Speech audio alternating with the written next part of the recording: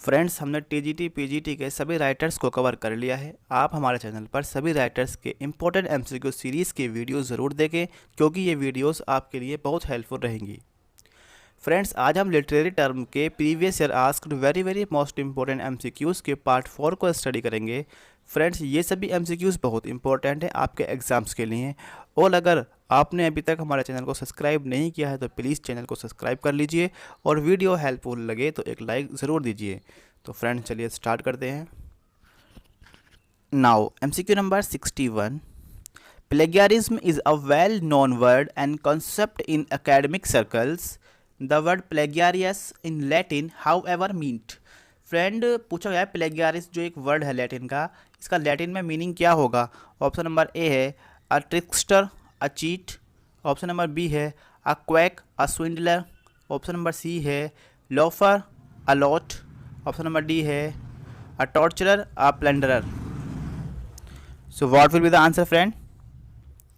Friend, correct answer होगा option number D, a torturer, a प्लेंडरर।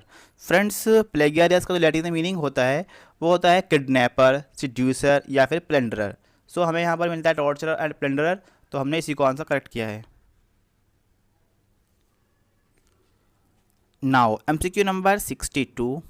Which of the following is another term to describe art for art sake. Friends, पूछा गया है ऐसी दूसरी term कौन सी है जो डिस्क्राइब कर दे आर्ट फॉर आर्ट सेक को। ऑप्शन नंबर ए है एस्थेटिसिज्म। ऑप्शन नंबर बी है डिडक्टिसिज्म। ऑप्शन नंबर सी है रियलिज्म। ऑप्शन नंबर डी है neo realism. So what will be the answer? Correct answer होगा option number A, aestheticism. Art for art sake का दूसरा सिनोनियम भी कह सकते हैं हम एस्थेटिसिज्म को। Now MCQ number 63। Romanticism was liberalism in literature, who said this. किसने कहा ये? ऑप्शन नंबर ए है Victor Hugo. Option number B है William Wordsworth. Option number C है Walter Pater. Option number D है Southey. What will be the answer friend? किसने कहा है romanticism was liberalism in literature? Correct answer होगा option number A, Victor Hugo. Friends, आपको हम बता दें विक्टर ह्यूगो एक French poet, novelist and dramatist थे। Now MCQ number 64। The error of evaluating a poem by the emotional effects upon the reader is known as। Option number A है international fallacy. Option number B है pathetic fallacy. Option number C है affective fallacy. Option number D है logical fallacy. What will be the answer friend? Friend, correct answer होगा option number C, affective fallacy. Now MCQ number 65। Which of the following names of writers is non included in cockney school. Friends, कहा गया है कि नीचे writers दिए गए हैं, इनमें से कौन सा राइटर कोकनी स्कूल से रिलेटेड नहीं है। ऑप्शन नंबर ए है John Keats. Option number B है हैजलिट। ऑप्शन नंबर सी है कॉलरिज। ऑप्शन नंबर डी है Leigh Hunt.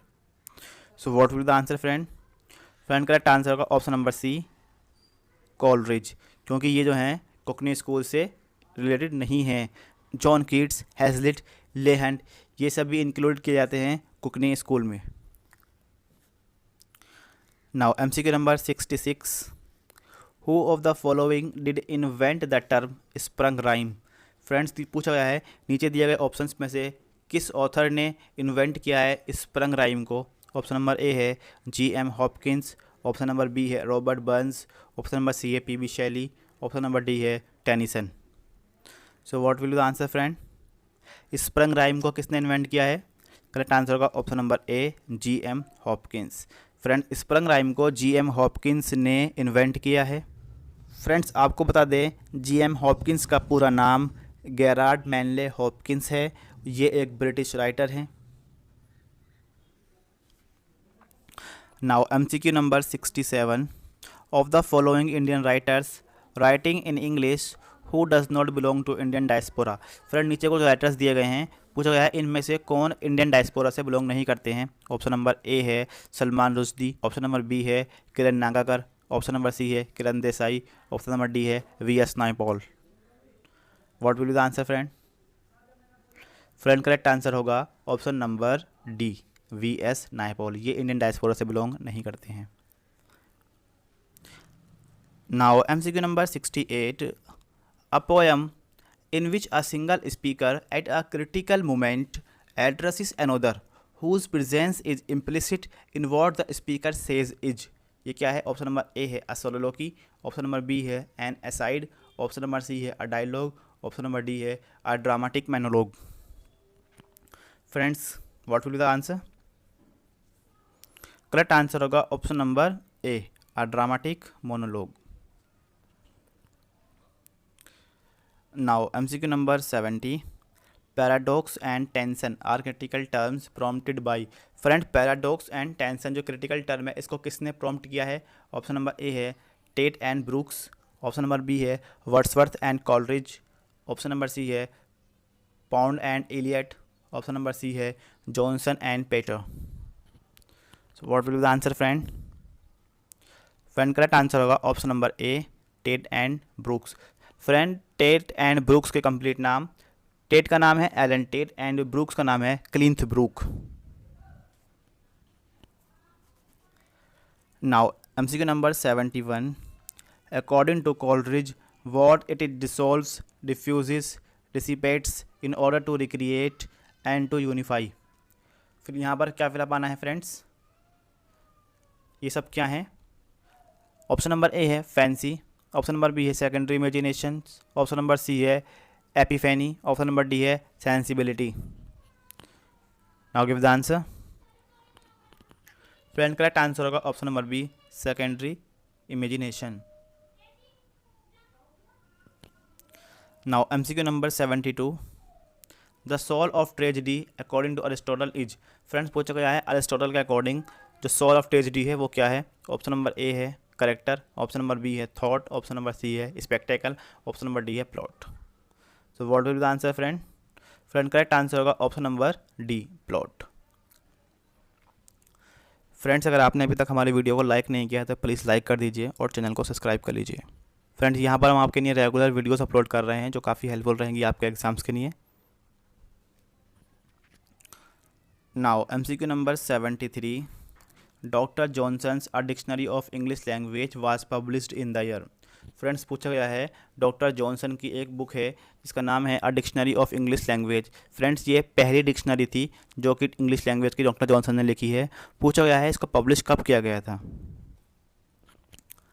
Option number A है 1757, ऑप्शन नंबर बी है 1756, ऑप्शन नंबर सी है 1755, ऑप्शन नंबर डी है 1758. What will be the answer friend? Correct answer होगा option number C 1755. Now MCQ number 74. Who among the following was not a member of the group the university wits. Friends, पूछा गया है इनमें से कौन सा writer university wits के group में शामिल नहीं है? ऑप्शन नंबर ए है Ben Johnson, option number B है Thomas Nashe, option number C है Christopher Marlowe, option number D है George Peele. So what will be the answer friend? Friend, correct answer होगा option number A Ben Johnson. Friend, Ben Johnson जो हैं वो university wits में count नहीं किए जाते हैं. Now MCQ number 75. Which of the following feminist critics use the term gynocriticism for the first time. Friends, पूछा गया है जाइनोक्रिटिसिज्म जो टर्म है वो किस फेमिनिस्ट क्रिटिक्स ने फर्स्ट ऑफ ऑल यूज़ किया था? ऑप्शन नंबर ए है Kate Millett, option number B है Simone de Beauvoir, option number C है Mary Ellmann, option number D है Elaine Showalter. What will the answer friend? Friend, correct answer होगा option number D Elaine Showalter. Friend, Elaine Showalter ने first of all gynocriticism term को use किया था. Now MCQ number 76. The term campus novel is associated with. Friends, एक टर्म है campus novel, ये किससे एसोसिएटेड है? ऑप्शन नंबर ए है Graham Greene, option number B है William Golding, option number C है Margaret Drabble, option number D है Kingsley Amis. So what will be the answer friend? Campus novel जो term है वो associated है Kingsley amiss से. Friends, Kingsley amiss जो थे ये एक इंग्लिश नॉवेलिस्ट, पोइट, क्रिटिक और एक टीचर थे. Friend, what is campus novel? Campus novel is a novel whose main action is set in and around campus of a university. Now MCQ number 77. The first tragedy written in English is. Friends, पूछा गया है first tragedy जो है English की वो कौन सी है? Option number A है Edward second, option number B है doctor Faustus, option number C है the Jew of Malta, option number D है गॉर्बोडक। ये तो फ्रेंड्स आप जानते ही होंगे, करेक्ट आंसर होगा option number D Gorboduc. Friends आपको हम बता दें, गॉर्बोडक जो है ये ब्लैंक वर्स में लिखी हुई एक ट्रेजेडी है। फ्रेंड्स गॉर्बोडक को थॉमस सेकेल्वी और थॉमस नॉर्टन ने लिखा है। फ्रेंड्स अगर आपने अभी तक हमारी वीडियो को लाइक नहीं किया तो प्लीज़ लाइक कर दीजिए और चैनल को सब्सक्राइब कर लीजिए। Now MCQ number 78, the soul of tragedy according to Aristotle is. Friend पूछा गया है अरिस्टोटल के अकॉर्डिंग जो है वो सोल ऑफ ट्रेजेडी क्या है? ये तो आप जान गए होंगे, करेक्ट आंसर होगा option number B plot. Friends आपको हम बता दें, अरिस्टोटल के अकॉर्डिंग ट्रेजेडी के 6 मेन एलिमेंट हैं, जिसमें फर्स्ट है प्लॉट, सेकंड डिक्शन, थर्ड है करेक्टर, फोर्थ थॉट, फिफ्थ है स्पेक्टेकल और 6 है सॉन्ग। ये 6 मेन एलिमेंट्स हैं ट्रेजेडी के according to Aristotle. Now MCQ number 79, diction means. Friends पूछा गया डिक्शंस का मीन क्या है? ऑप्शन नंबर ए है severity of prose, option number B है devices of metre and rhyme, option number C है syntax and word order, option number D है poetic device. What is the mean of diction? Friend correct answer होगा option number C syntax and word order.